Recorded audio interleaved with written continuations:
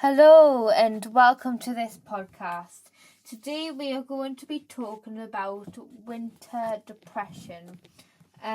So the days are feeling shorter and the lights are fading and it's getting earlier and earlier. I just literally thought that it's literally so dark outside right now and it's only not even 4 o'clock. So it comes to a shock every single year, even though it still happens every year. So today I really wanted to focus on winter depression, because sometimes it is also called seasonal depression or seasonal affective disorder. But more importantly, I want to talk about the experience of it, not the the textbook definition of it, because sometimes that can not come off as like a broad way of explaining it, and it just explains a little bit of a definition of it. And people don't really know how to say it out loud to other people who don't understand it. So this is a good way to explain. And for some people, winter feels cozy, with blankets and warm drinks, slowing down, getting ready for Christmas. But for others, winter can feel isolating, exhausting, and it's like you're carrying an invisible weight, while the world expects you to function the same way you always do. You might notice you're more tired than usual, or the motivation in yourself feels harder to find, or you withdraw from people, your mood feels flatter and heavier or numb, and even things that you usually enjoy don't spark an interest in the same way. And the hardest part is you may not even realise why you feel like this.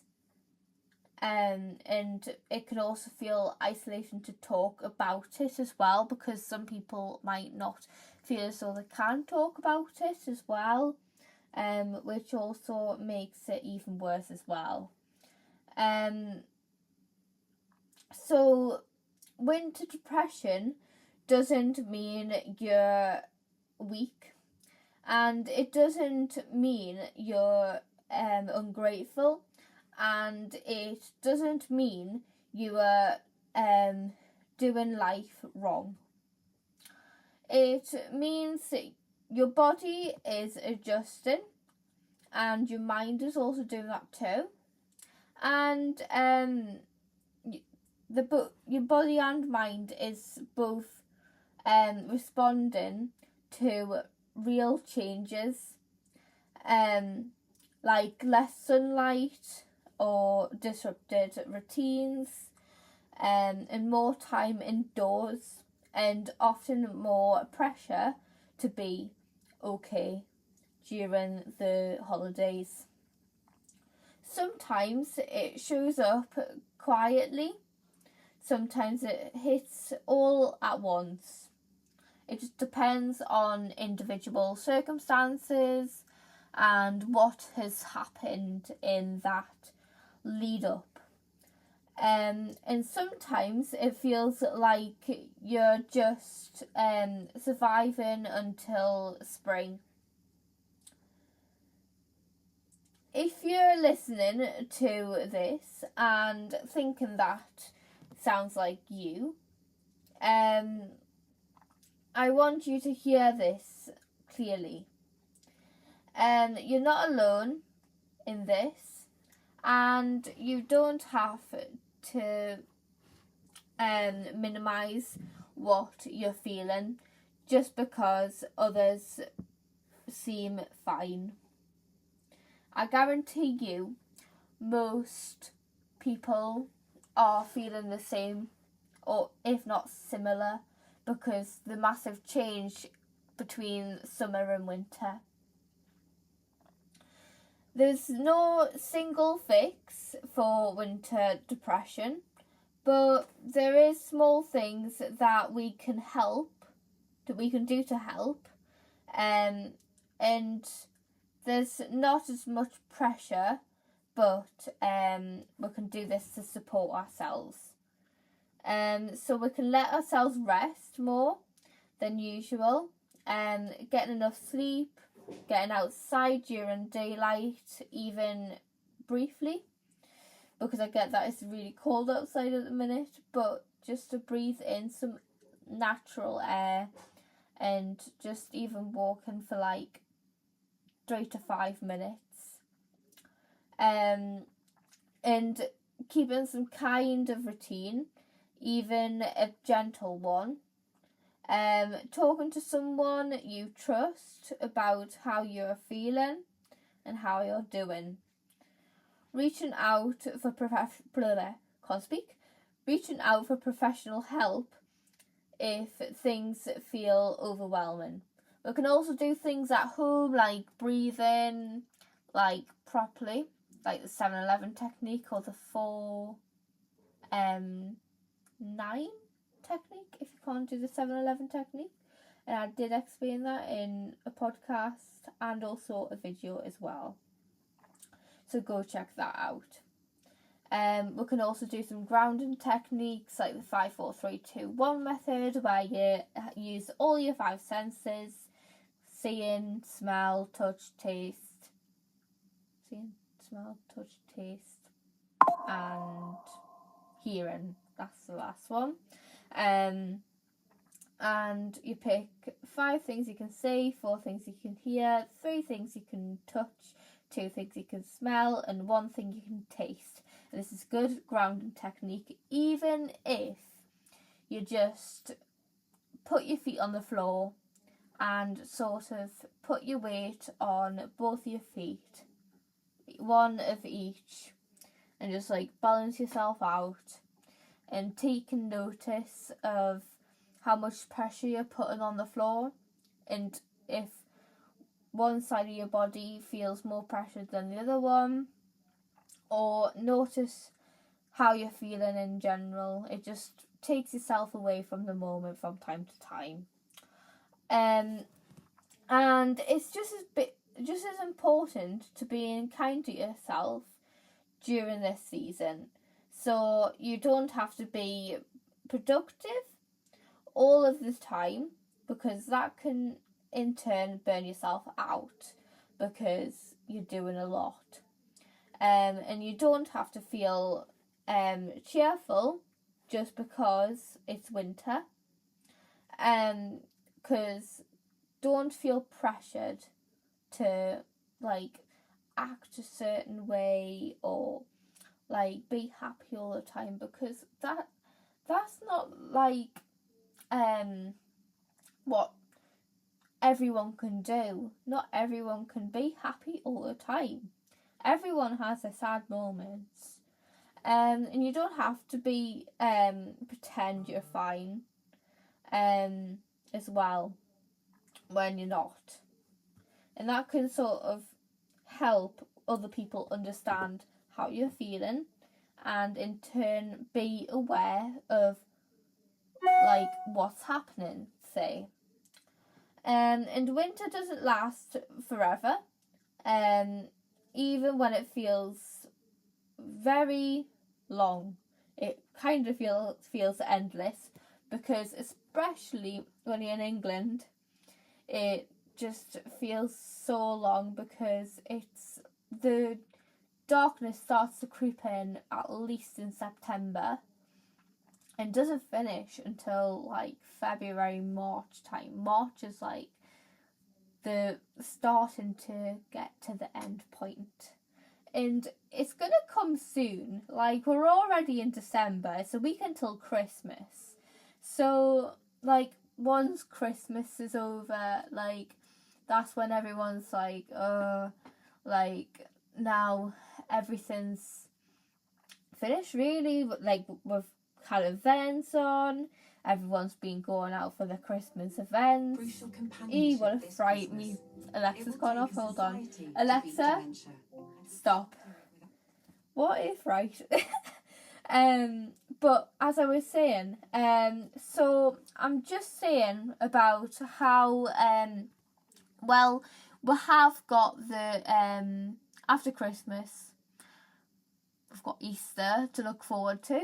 So that could be a nice distraction. I mean, as soon as it's finished, like Christmas, the Easter eggs are coming out. So it's absolutely crazy because you feel like you've just stopped all of a sudden with Christmas, and all of a sudden here we are, Easter eggs.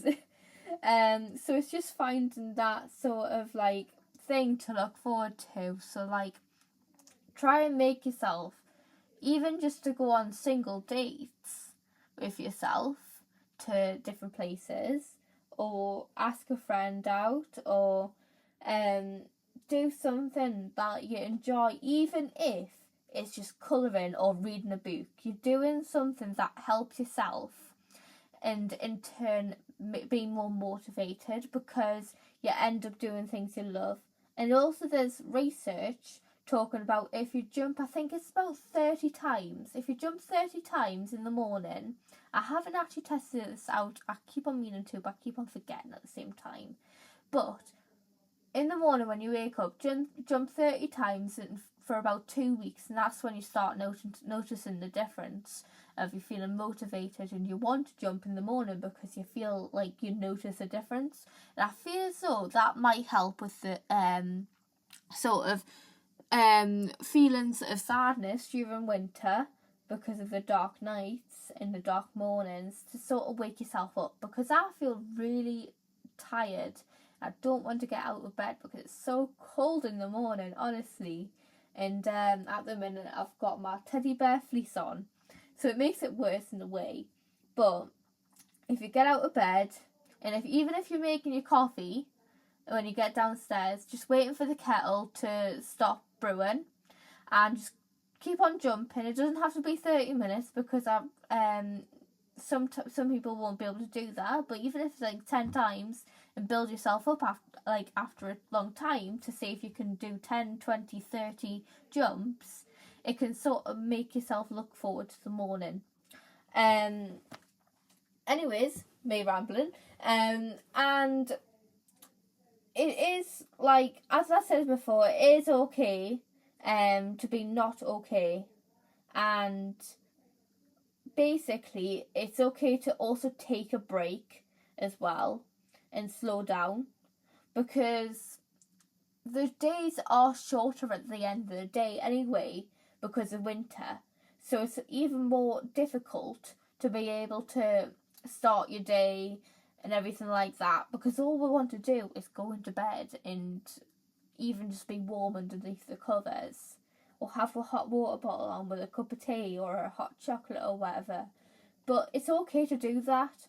And we're in that society at the moment where everyone's doing something, going to work, going to school, going to university, whatever you're doing, and we don't take a break for ourselves. Even when we do tend to take a break, in quotation marks, we sit on the phone, or we don't have a proper break where we're sitting just eating our lunch and taking the day in, and just think for a couple of seconds, what is around me? So what I want you to do in 2 to 3 weeks, and you'll notice a difference on your lunch break even, or having your tea or dinner if you're a Londoner. And basically, when you're sitting having something to eat, take your surroundings in. Think, what is around me? So what can I see? 5 things you can see, 4 things you can hear, 3 things you can touch, 2 things you can smell, 1 thing you can taste. it's quite easy when you're doing dinner as well, having dinner, because you can see 5 things on your plate, 4 things you can hear. You can have music on the background, it depends on how you are, or you can even hear like just general sounds like an aeroplane passing or something like that. 3 things you can touch. Well, you can touch your fork, the table, the chair. 2 things you can taste. Well, that's quite easy for your dinner. So taking your whatever you're having. So like if you're having bolognese, you can taste the meat and the peppers. And 1 thing you can smell, well, you can smell your dinner. So that is quite a good way to sort of ground yourself by using the 5, 4, 3, 2, 1 technique, because some people might be able to get stuck throughout the day. And yeah, so thank you all for listening, and I hope this helps as well, to get a clear picture of how to help yourself during these winter months, because I get it can be hard. And if you have any questions, please do leave it in the comments or the video announcement that I'm going to put on when I do this podcast episode and upload it everywhere on Apple Podcasts, Spotify, YouTube, and yeah, so you can also put it in the comment section of that, or you can also direct message me or email me at helpvision216@gmail.com. And you can direct message me on Instagram at help.vision_ on Instagram if you want it more private as well, because I get it is difficult putting stuff on when you know it's public as well. So I do understand that, so you have that opportunity if you would like to be able to just ask a general question, or if you're curious about something, whatever, like just generally I'm open to anyone asking anything about any of my podcasts. Please do refer to the podcast if you can. I might be able to know what you're talking about if you do a question like what can I do specifically for me to help with depression. Then I can type some things down for you, like a list. But at the end of the day, it's what helps you at the end of the day as well, because what works for you might not work for somebody else, and vice versa. Everyone's different, so please do take care of yourself. And I hope you all enjoy listening, and I'll have a great Christmas, because I'll probably have a break. And then I'll see you in January, if not sooner. Might be able to do one before the new year. So, if you have any suggestions or anything you want me to do a podcast about, because at the end of the day, it's you all that's listening to it as well.